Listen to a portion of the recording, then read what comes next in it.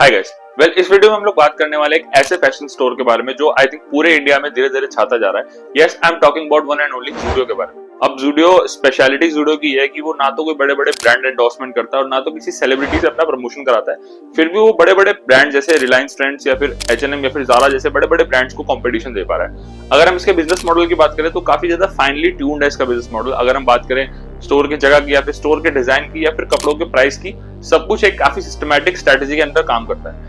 इस वीडियो में हम लोग बात करेंगे कि स्ट्रेटेजी क्या यूज करता है ज़ूडियो और क्यों वो इतना कम प्राइस होने के बाद भी बड़े बड़े ब्रांड्स को टक्कर दे पा रहा है। Let's find out in this video. Let's start. अब अगर हम लोग बात करें ज़ूडियो की फाउंडेशन की, तो ज़ूडियो का जो फाउंडेशन है वो स्पेशली उसकी इन्वेंट्री मैनेजमेंट में छुपा हुआ है। अब बेसिकली ज़ूडियो जो है वो एक ऐसा बिजनेस मॉडल फॉलो करता है जो काफी ज्यादा फास्ट है। अब इसका मतलब ये है कि 15 से 20 दिन में ज़ूडियो के पास जितने भी प्रोडक्ट्स होते हैं वो इजीली सोल्ड आउट हो जाते हैं। अब इसका मतलब ये है कि ज़ूडियो में हर 15 से 20 दिन में नए नए डिजाइन आते हैं और काफी ज्यादा जल्दी से जल्दी सोल्ड आउट हो जाते हैं। अब इस स्ट्रेटेजी के पीछे की जल्दी स्टोर आउट ऑफ स्टॉक हो जाता है, इसके पीछे काफी बड़ी साइकोलॉजी ट्रिक छुपी है।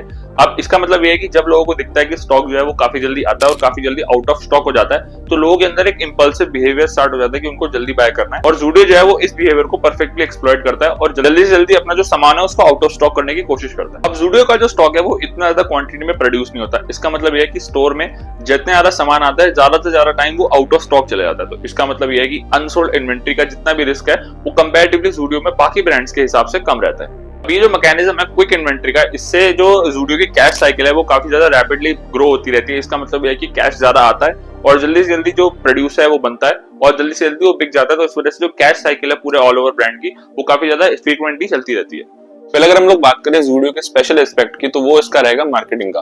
अब अगर आप लोगों को नहीं पता तो जो ज़ूडियो है वो किसी भी बड़ी बड़ी होर्डिंग्स या फिर बड़े बड़े एक्सपेंसेस अपने मार्केटिंग में नहीं करता। फिर मैं कह सकता हूँ कि इसका कंक्लूजन ये निकलता है कि जो मार्केटिंग एक्सपेंसेस हैं ज़ूडियो के, वो टाटा जो है वो ऐसे अपने प्रोडक्ट डेवलपमेंट पे इस्तेमाल करता है कि जो उनका फैशन है, जो उनके कपड़े हैं वो अच्छे तो दिखते हैं, वो एस्थेटिक तो दिखते हैं, मगर साथ ही साथ वो काफी बजट फ्रेंडली भी होते हैं। अगर हम इसके सारे SKUs की बात करें तो 99 से लेकर 799 के बीच में इनके सारे प्रोडक्ट्स हैं वो आपको अवेलेबल मिलते हैं। ज़ूडियो का एनालिसिस करते समय मेरे को एक इक्वेशन समझ आई और मैंने इवैल्यूएट करा कि ज़ूडियो जो है अपने जो प्रोडक्शन करता है कपड़ों की, तो वो इस इक्वेशन को यूज करता है। और वो इक्वेशन कुछ इस टाइप की है कि अगर आप ट्रेंडिंग क्लोथ्स लेते हो और उसमें अगर आप बेसिक मटेरियल जोड़ देते हो और उसको आप अगर मास प्रोड्यूस करते हो, तो जो बेसिक अफोर्डेबल फैशन निकलता है वही ज़ूडियो जो है इस्तेमाल करता है। ज़ूडियो की मैन्युफैक्चरिंग सप्लाई चेन है वो काफी ज्यादा खुद ब खुद कंट्रोल करता है। इसका मतलब ये है कि वो किसी भी मिडल मैन का इतना ज्यादा रोल नहीं रखता है और इस वजह से जो उसके मार्जिन होते हैं वो उसमें सिक्योर करता है। और यही सिक्योर मार्जिन हमको देखने को मिलते हैं पब्लिक के प्रॉफिट के लिए, जब जो कपड़े हैं वो काफी सस्ते मिलते हैं, रेंजिंग फ्रॉम 99 रुपीज टू 799। ये थी ज़ूडियो की डॉक्यूमेंट्री। अगर आपको लगता है कि ज़ूडियो आने वाले टाइम में एक यूनिकॉर्न बन सकता है, एक पोटेंशियल